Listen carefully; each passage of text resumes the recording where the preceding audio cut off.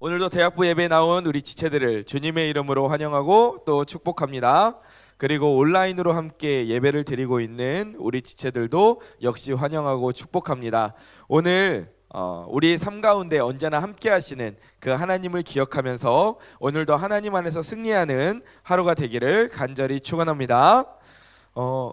한 남자의 이야기를 하고 그리고 말씀을 시작할까 합니다. 미국에 살고 있던 사람이었어요.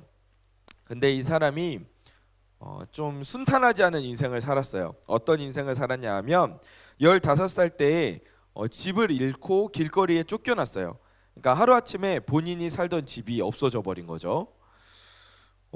그런데 23살이 되었을 때는 본인의 사업을 시작을 했는데 이 사업이 실패했어요.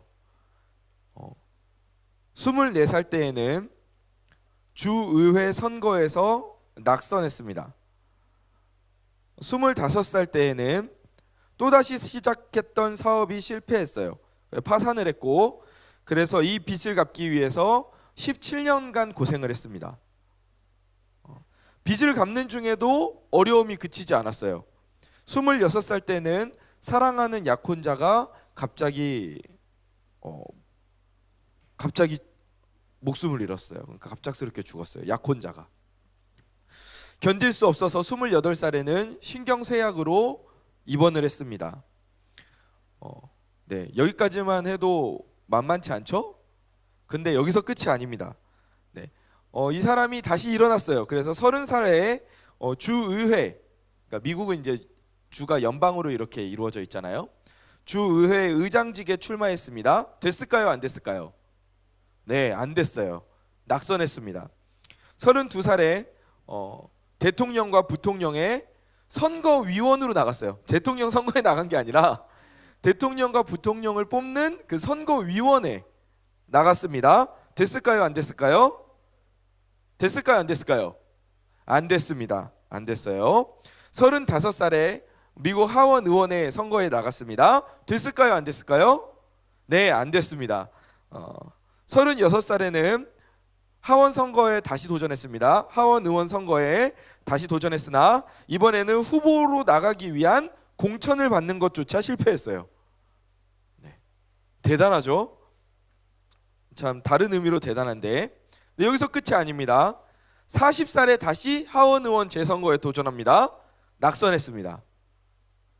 47살에 이번에는 방향을 바꿔서 상원 의원 선거에 도전했습니다. 낙선했습니다.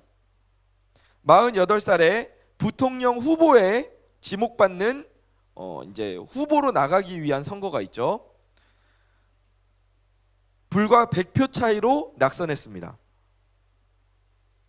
50살에 상원 의원에 다시 한번 도전합니다. 어떻게 됐을까요? 낙선됐습니다.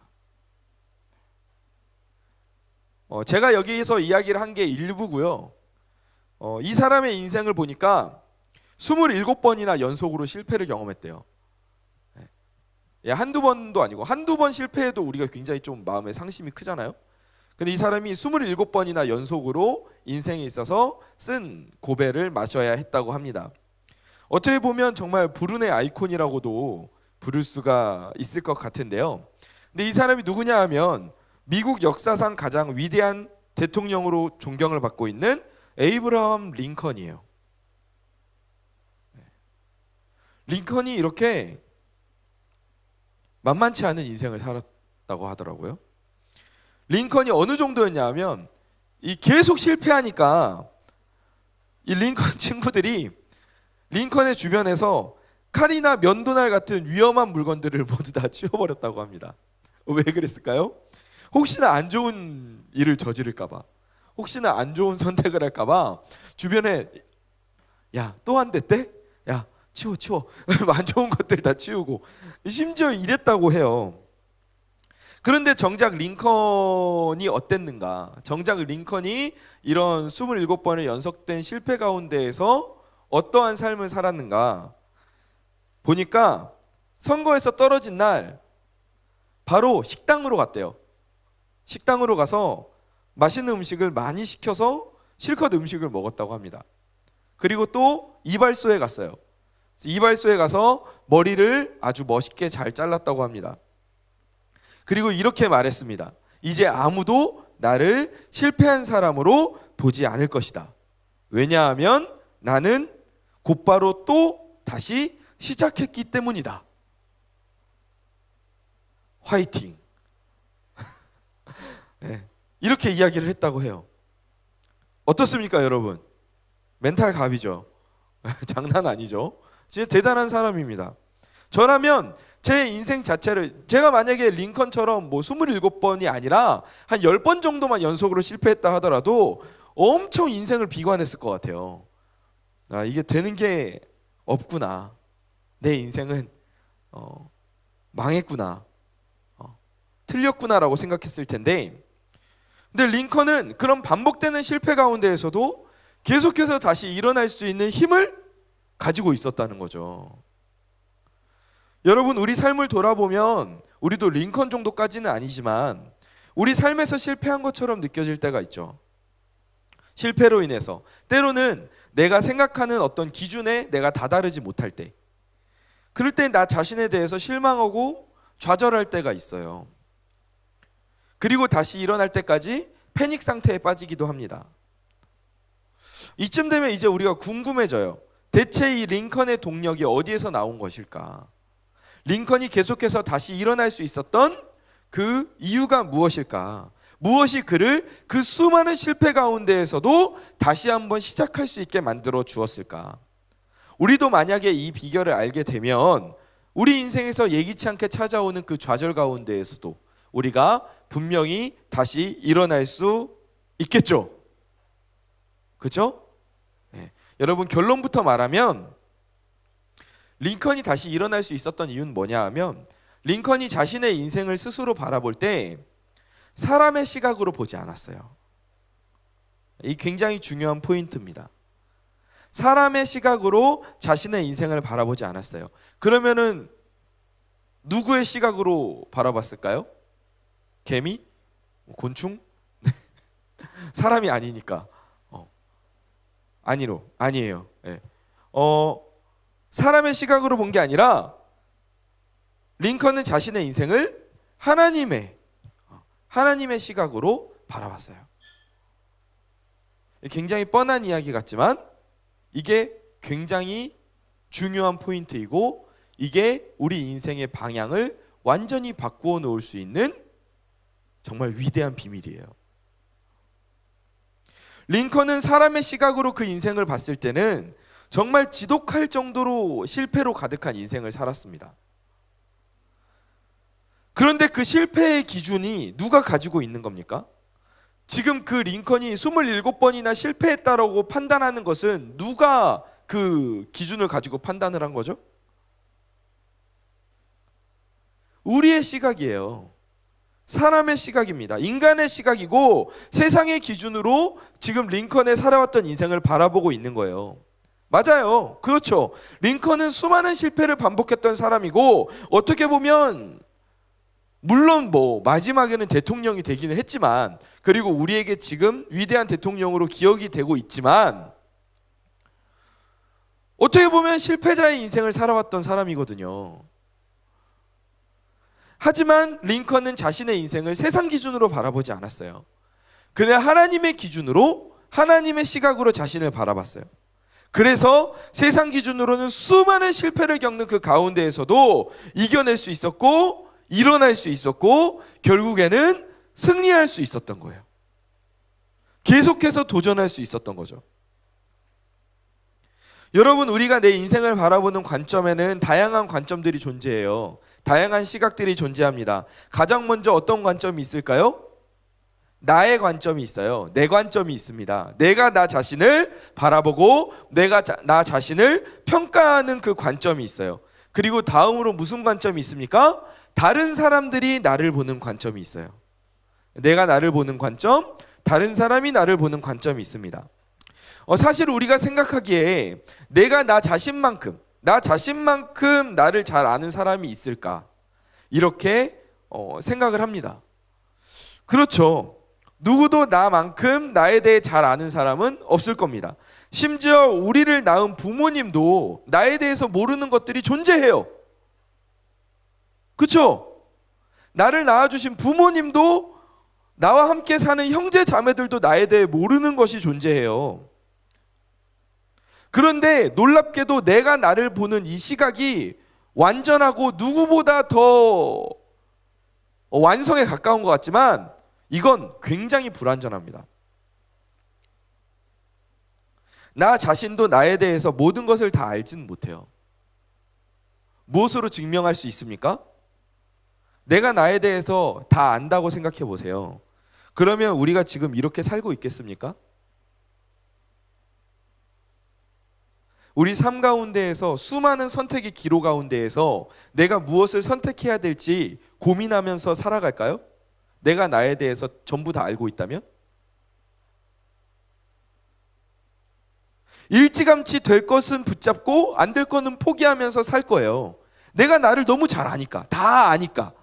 내가 이거는 할 수 있고 이거는 할 수 없다라는 걸 내가 내 자신을 너무 잘 아니까 다 너무 쉽게 뭐 선택의 앞에서 불안해하고 두려워하고 걱정할 필요가 없죠. 그렇잖아요. 네. 근데 문제는 뭐예요? 나조차 내 모든 것을 다 알지 못한다는 거죠. 그래서 당연히 못할 거라고 생각했는데 가능하게 되고, 당연히 잘할 거라고 생각했는데 불가능한 일들이 우리 삶 가운데 일어나잖아요. 그렇지 않습니까? 내가 나를 보는 시각은 사실 불완전해요. 완성되어 있지 않아요. 그렇다면 다른 사람이 나를 보는 시각은 어떨까? 이 또한 역시 불완전해요. 왜냐하면 그 사람들이, 다른 사람들이 나에 대해서, 내 상황에 대해서 모든 것을 다 알지는 못하기 때문이에요. 그런데 우리는 누구나 다 좋은 평가를 받고 싶어 합니다. 다른 사람들로부터 좋은 평가를 받고 싶어 해요. 그 사람이 나에 대해서 전부 다 알지도 못하는데 그 사람에게 내가 좋은 평가를 받고 싶어 해. 우리는 좋은 사람이라고 불리고 싶어 하고 능력 있는 사람이라고 평가받고 싶어 해요. 귀한 존재로 대접받기를 원해요. 뭐 좋은 평가를 받는 게 나쁜 건 아니죠. 나쁜 건 아니에요. 당연히 우리는 주위 사람들에게 좋은 평가를 받고 선한 영향력을 미치면서 살아야 되니까 욕을 먹으면서 살면 안 되겠죠. 그런데 그 평가에 너무 매달리는 게 문제예요. 그 평가를 너무 전적으로 신뢰하고 있는 게 문제예요. 그건 옳지 않습니다. 너무 다른 사람들의 평가에 집착하다 보면, 의지하다 보면, 의존하다 보면 어떤 일이 일어나요? 내가 가진 고유한 장점들을 드러내기보다 다른 사람이 보기에 좋은 모습들로 계속 나를 바꾸어 가려고 해요. 상대방의 기준에 계속 나를 맞추려고 합니다. 그러다 보면 때로는 가장 중요한 내 신앙이나 나의 가치관과 어긋나는 일도 하게 돼요. 이 과정은 반드시 갈등을 만들어내요. 나 자신의 모습이 무엇인지 헷갈리게 만듭니다. 다른 사람들이 나를 보는 시각이 정확하지가 않아요. 여러분, 우리가 그러니까 거기에 너무 의존하고 매달릴 필요가 없는 거예요. 그리고 나 자신이 나를 보는 시각, 여러분 완전하다고 생각하면 안 돼요. 나도 나 자신을 잘 몰라요. 유명한 그 노래가 있어요. 그 김국환 씨가 부른 노래인데 그 타타타라는 노래가 있어요. 여러분 압니까? 모르나요? 그 되게 유명한 노래예요. 내가 나를 모르는데 난들 나를 알겠느냐? 한 치 앞도 모두 몰라 다 안다면 재미없지. 막 이런 노래가 있어요. 네. 이 가사가 맞을 거예요. 이런 노래가 있어요. 내가 만든 노래가 아니라 이런 노래가 있어요. 이 가사가 참 통찰력 있는 가사죠. 네. 다른 사람도 나를 잘 모르고 나도 나를 잘 몰라요. 그렇다면 우리가 나 자신을 바라보는 가장 정확한 시각, 가장 정확한 관점이 뭐냐? 우리가 가져야 할 인생의 관점이 뭐냐? 바로 링컨이 그러했듯이 그리고 많은 성경 속 인물들과 우리 믿음의 선배들이 그러했듯이 우리는 내 인생을 누구의 시각으로 봐야 될까요? 하나님의 시각으로 봐야 된다는 거예요. 다 알면서 왜 그렇게 안 살아요? 에베소서 1장 4절 말씀입니다. 같이 읽어보겠습니다. 시작. 곧 창세전에 그리스도 안에서 우리를 택하사 우리로 사랑 안에서 그 앞에 거룩하고 흠이 없게 하시려고. 아멘. 하나님께서는 우리를 창세전부터 선택하셨다고 말씀하십니다. 여러분 이 사실을 믿으십니까? 그러니까 이 세상이 만들어지기 전부터 이미 우리의 존재가 하나님에 의해 계획되어 있었어요. 하나님의 생각과 하나님의 뜻 안에 이미 우리가 존재하고 있었어요. 예레미야 1장 5절에서 이렇게 말씀하십니다. 내가 너를 모태에 짓기 전부터 너를 알았대요. 내가 배에서 나오기 전에 너를 성별하였고 너를 여러 나라의 선지자로 세웠노라. 아멘. 역시 이 말씀에서도 하나님께서 우리가 어머니 뱃속에 자리 잡기 전부터 우리에 대해서 다 알고 계셨다는 거예요. 그러니까 우리는 하나님의 마음 가운데 태초부터 자리 잡고 있었다는 거예요. 이 세상의 시작부터 그 전부터 우리는 하나님의 뜻 가운데 자리 잡고 있었다는 거예요. 우리는 간혹 가다가 이렇게 생각합니다. 하나님이 나를 존귀하게 여기신데, 하나님이 나를 귀하게 여기신데, 맞아, 그 말씀이 맞는 것 같아. 그런데 내 옆을 지금 둘러보니까 하나님의 자녀들이 너무 많아. 지금 여기 안에만 해도 몇십 명이 앉아있고, 우리 사랑의 교회를 다니는 하나님의 자녀만 해도 몇천 명이 되고, 그리고 전국을 보면은 몇백만 명이 되고, 전 세계를 보면은 몇 억이 되는 그 수많은 사람들이 하나님의 자녀로 살아가고 있는데, 그러면 하나님의 자녀들 가운데서도 정말 잘난 사람들이 얼마나 많은데, 그럼 나는 그 중에 작고 작은데 이 목포에 있는 나를 하나님이 가끔은 못 보시고 그냥 지나칠 때가 있지 않을까? 나를 놓치실 때가 있지 않을까? 이렇게 지나가시다 야 몰랐다. 야 너 거기 있었니? 이러실 때가 있지 않을까? 그런데 절대 그렇지 않다는 거죠. 절대 그렇지 않아요. 사람이 100명을 사랑하면 그 사랑은 100분의 1로 쪼개질 수밖에 없어요. 하지만 하나님의 사랑은 100명을 사랑하신다 하면 100명 모두에게 100%의 사랑이 주어지는 게 바로 하나님의 사랑이에요. 아멘. 하나님 안에서 우리는 하나님의 생각 그 중심 가운데 존재해요. 누구는 중심에 있고 누구는 변두리에 있고 누구는 저기 바깥에 있고 그렇지 않아요. 하나님의 마음 그 중심에 우리 모두가 다 자리 잡고 있어요.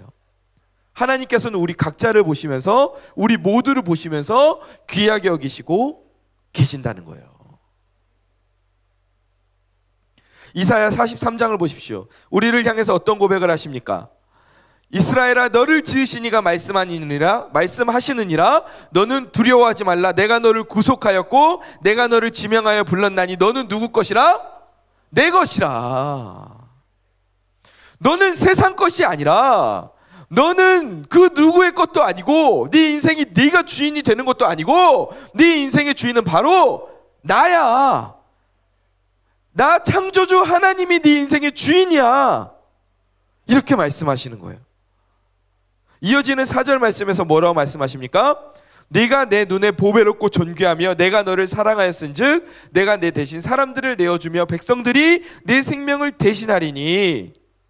여러분, 하나님께서는 우리를 보배롭고 존귀하게 여기며 사랑하신대요. 물론 우리는 그 사랑을 받을 만한 존재 가치가 있습니까? 있습니까? 없습니까? 네, 없습니다. 한 표. 네, 있습니까? 없습니까? 헷갈려요 갑자기. 그죠? 있는 것 같은데 있다고 말하면 뭔가 교만한 것 같고, 없다고 말하자니 약간 뭔가 목사님이 또 아니라고 할 것 같고 헷갈려요. 여러분, 여러분의 인생을 돌아보세요. 여러분이 하나님의 사랑을 받을 만한 존재 가치가 있는가? 제가 저를 봤을 땐 없어요. 내가 내 인생을 보면 이런 나를 하나님이 사랑하신다고? 똑같은 죄에 수도 없이 무너지고 똑같은 잘못을 반복하고 하나님께 회개하고 나오면서도 또다시 계속해서 수렁 가운데 빠지는 이런 나. 예수님을 닮아가기를 원한다고 하면서도 아직 닮기에는 너무 많은 것들이 닮아가야 하는 그런 나. 그런 나를 보면 하나님이 나를 사랑하신다고? 난 그럴 만한 가치가 없는데? 이런 생각이 들어요. 여러분, 이 세상 그 무엇도 창조주 하나님의 전적인 사랑을 감당할 만한 그 가치가 있는 그런 존재는 없어요. 당연히 그 사랑을 요구할 만한 존재도 이 세상 가운데 없어요. 하나님, 나는 사랑받을 만한 존재니까 나 좀 사랑해 주세요. 이렇게 요구할 수 있는 사람 없습니다. 그러나 우리가 그 하나님의 전적인 사랑을 지금 받고 있어요. 왜? 어떻게 그게 가능하냐? 나는 그 사랑을 받을 만한 가치가 없는데 왜 나는 지금 그 하나님의 전적인 사랑을 받고 있냐? 그 하나님의 관심을 받고 있냐? 왜 그것이 가능합니까? 바로 창조주이신 하나님께서 오늘 우리를 선택하셔서 우리를 사랑하시겠다고 말씀하셨기 때문에. 아멘. 그래서 가능한 거예요. 이전에 우리는 어떤 존재였습니까? 오늘 본문 2절에서 3절 말씀이에요. 그때에 너희는 그 가운데서 행하여 이 세상 풍조를 따랐어요. 공중의 권세 잡은 자를 따랐습니다. 불순종의 아들들 가운데서 역사하는 영을 따라갔어요. 육체의 욕심을 따라 지냈습니다. 육체와 마음에 원하는 것을 마음대로 했어요. 본질상 진노의 자녀였어요. 그런데 이런 우리를 사랑하신 하나님의 사랑으로 인해서 우리에게 어떤 일이 일어났습니까? 본문 4절에서 6절 말씀입니다. 함께 읽어봅시다. 시작.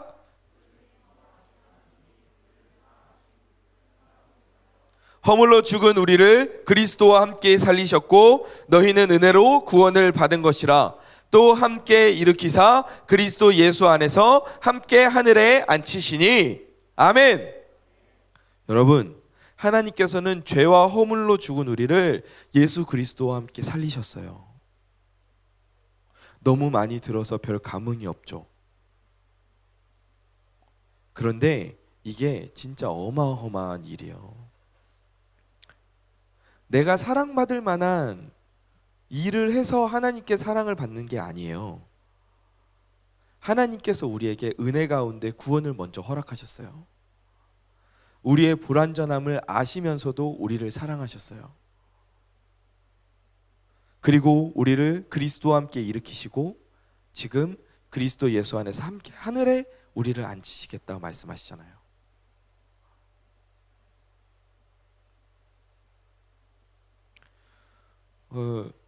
여러분, 중경상림이라는 영화 아시나요? 네. 유명한 영화예요. 유명한 영화예요. 호텔 캘리포니아? 그 노래가 거기 영화 OST거든요. 네, 그래요, 맞아요. 네.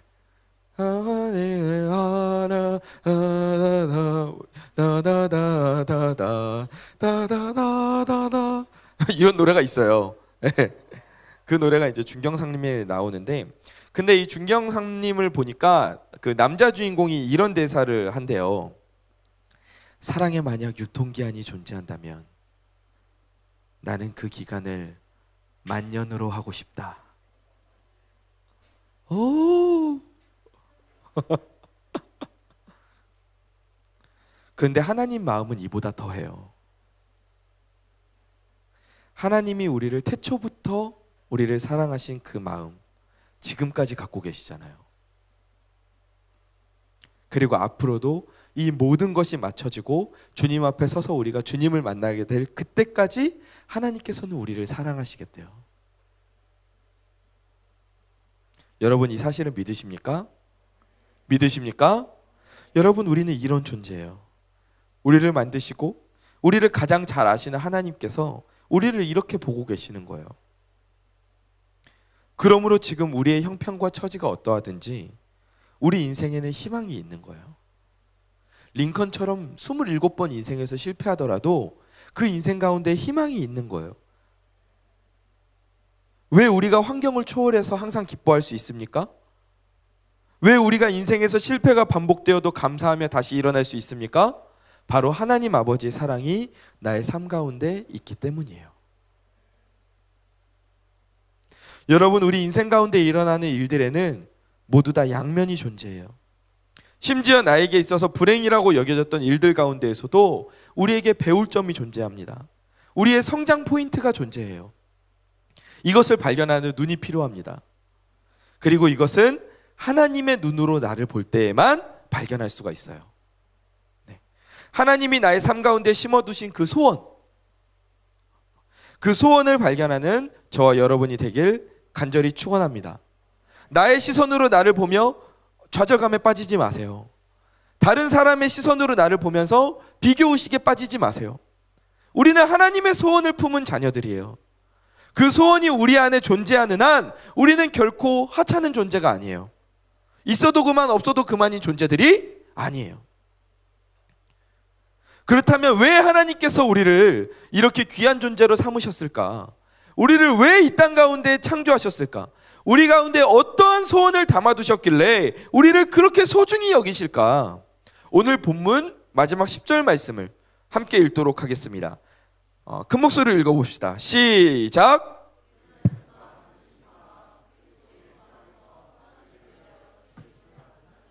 이 일은 하나님이 전에 예비하사 우리로 그 가운데서 행하게 하려 하심이니라. 아멘.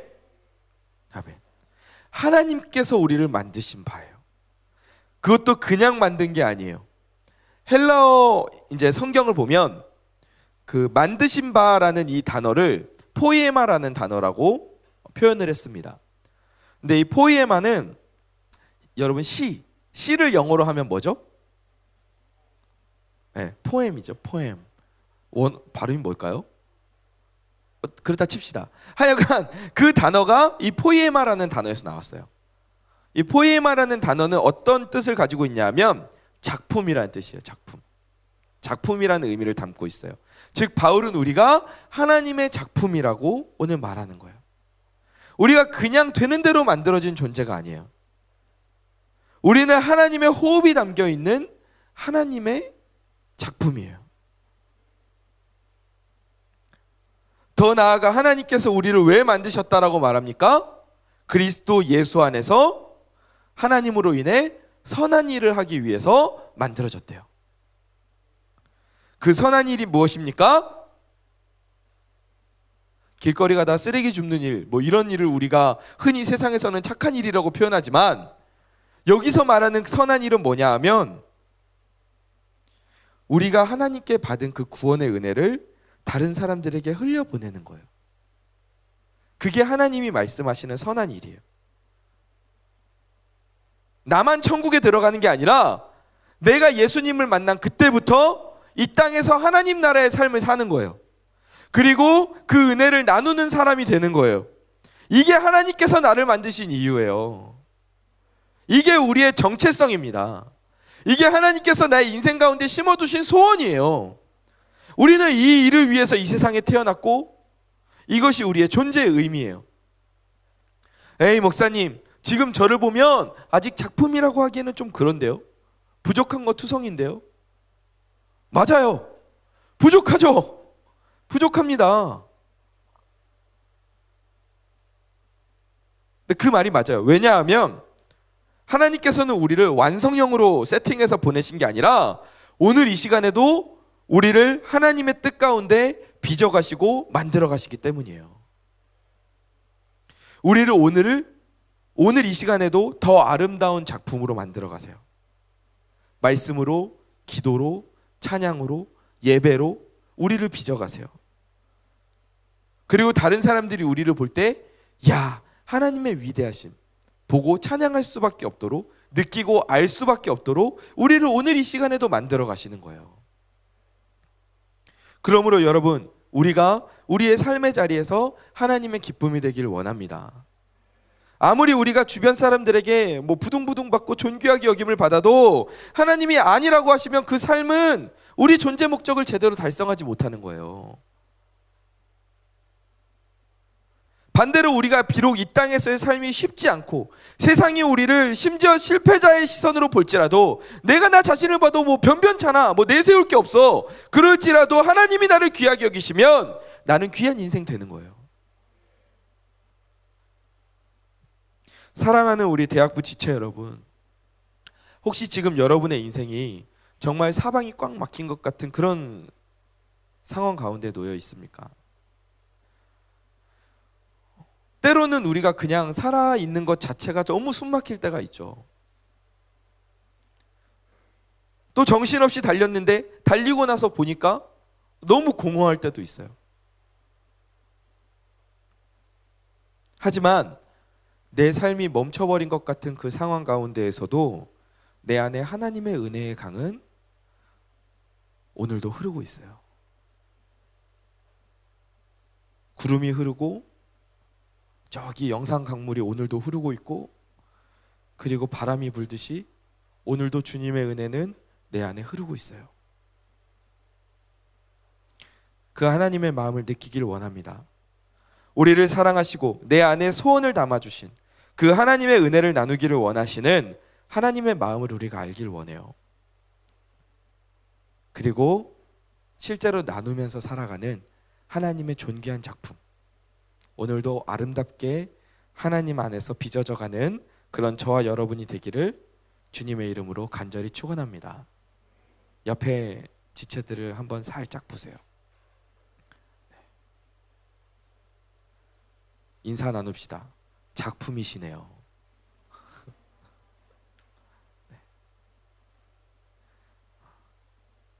우리 시간 주님을 우리를 사랑하시는 그 주님의 이름을 함께 찬양하며 나아갑시다.